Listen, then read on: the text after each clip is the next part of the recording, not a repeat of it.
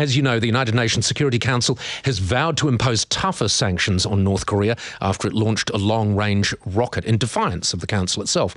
It comes just weeks after Pyongyang detonated a hydrogen bomb. Otago University international relations expert Robert Patman joins me now. Robert, great to have you with us again.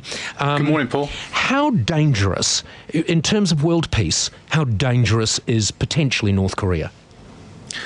Well, I don't think we should underestimate the danger, because the fact that North Korea it's been in conflict with neighbouring South Korea since the 50s, and that hasn't been resolved. And also a number of countries, including Japan, are deeply concerned by North Korea's nuclear and increasingly aerospace program.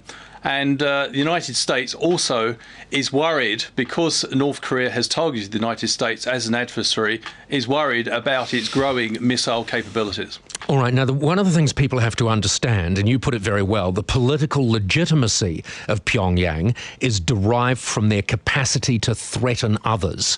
So is that where they get their strength in front of their own people?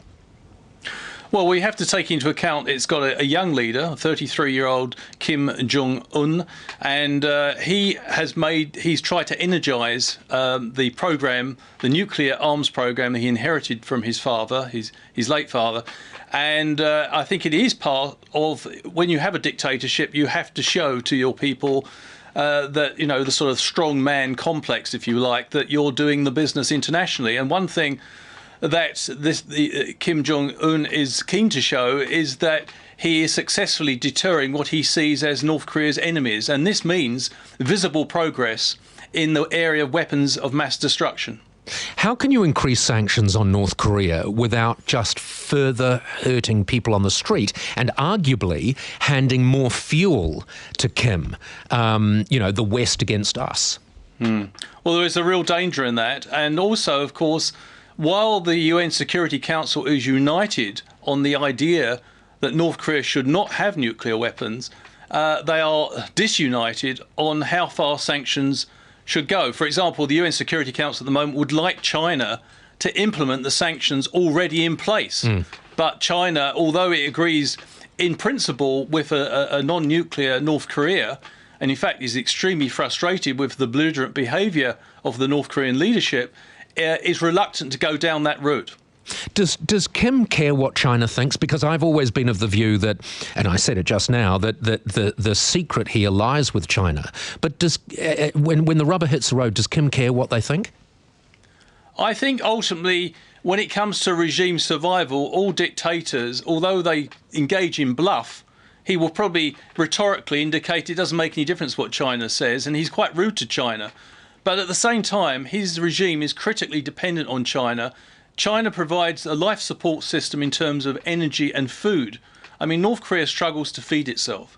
So China has tremendous leverage should it use it. But look, if we look at it from the Chinese point of view, one thing the Chinese worry about enormously, and they say this, they're quite candid about this, is regime collapse in the event of the present dictatorship wilting under intensified sanctions, because I don't think the Chinese have any illusions there's any popular support or great popular support for the current regime. And intensified sanctions may bring about a nightmare scenario for the Chinese, where you have sudden regime collapse, instability, and millions of North Koreans fleeing across the border into China. I think China worries about that option. You know, it appears from the outside to be a complete bloody cock case, North Korea. I mean, is that a fair assessment? It certainly doesn't seem to have much going for it.